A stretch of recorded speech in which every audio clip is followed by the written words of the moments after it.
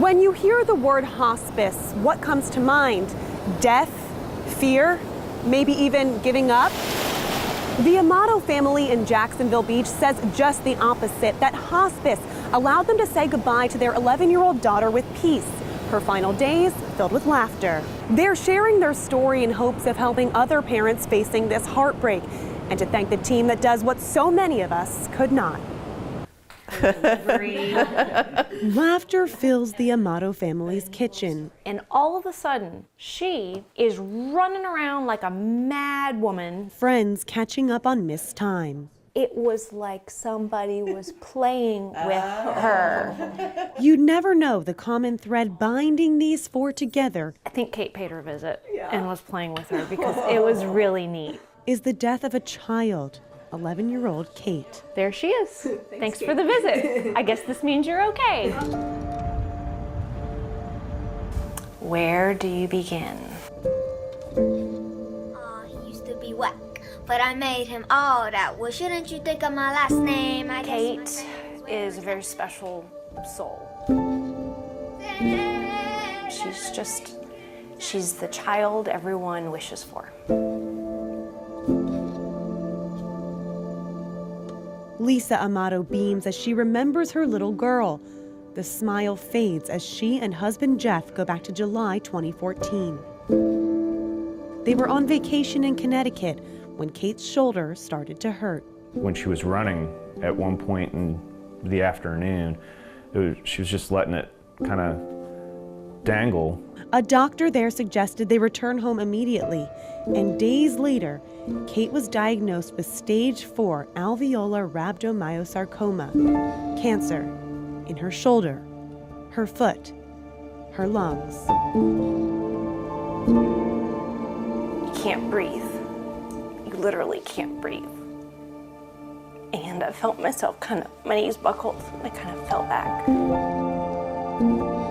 Jeff was at home caring for their son, Jack, who has severe autism.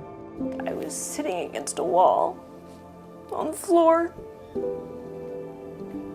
holding my knees, bracing myself for telling my husband that Kate has cancer. They were given the choice to go into hospice right away, but immediately declined. They thought it was quitting. They wanted to fight. Kate went through treatment after treatment. 2 years, 4 months, 10 days. But in the end, nothing worked. Kate's health was declining fast. Intellectually, I knew what was happening. I know what's happening. Your heart doesn't want to accept it. And I said, Daddy and I just talked and we think we should take you to the hospital. We're worried.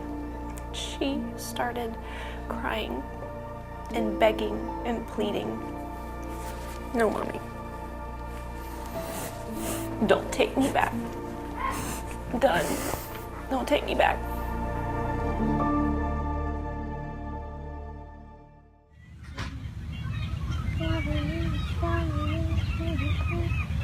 It was time.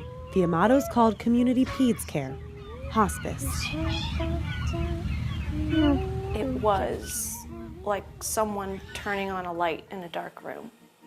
The team knew exactly what to do: make Kate comfortable, take care of twins Jack and Caroline, and prepare friends and family for Kate's passing. I didn't get to see personally this active, vivacious, smiling kid running around, but I did get to see it with the picture that they painted for me so beautifully. Now, the Amatos had help. They had direction. They had the support they needed to care for Jack and Caroline so they could devote themselves to Kate. When people think about hospice and think about what we do, that there's such a thought of a child is dying.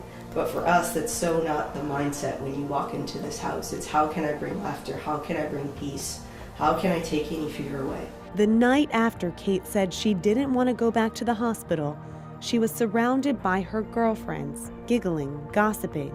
They made memories, works of art that would last long after Kate was gone. But the memory that I have of all of these girls laughing and loving each other for one last time together is a beautiful memory.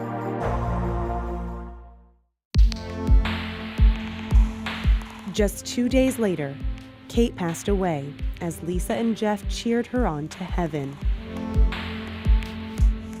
Judy was at her bedside. Tiffany was playing Jenga with little sister Caroline. All was calm. The Amatos only wish that they had called Community Peds Care sooner to give an extra hand around the house or an extra hug when they needed it most. To give a family comfort and kindness during those moments is one of the more beautiful gifts I think any person can give another person. It's not easy for the Judys and Tiffanys of the world to bond with these families knowing how it's going to end. It's a job most of us couldn't do, but they can't imagine doing anything else. Sometimes afterwards when you're driving home, I've had to pull over and stop. And, wow, what did I just do? And then you do it again, and it's okay. You know, the night that Kate died, Lisa said, she said, there's nothing perfect about death, but what you guys did helped give Kate the perfect death. And I told Lisa that when I get a call and I know I'm going somewhere, I'm in my car usually, and I breathe and I pray and I think about things like that, because that's why I do what I do. 1 year has passed since Kate Amato took her last breath, the thread that ties these four together. So we'll let her have the last word. This poem is called Cloudy Times. Make the best of every day. Work hard, play hard, that's the way. Work hard to make it better and enjoy what you've done. Work hard to make it better, make it fun for everyone. Swim in the flood, dance in the rain. Don't forget to smile, shine through the pain.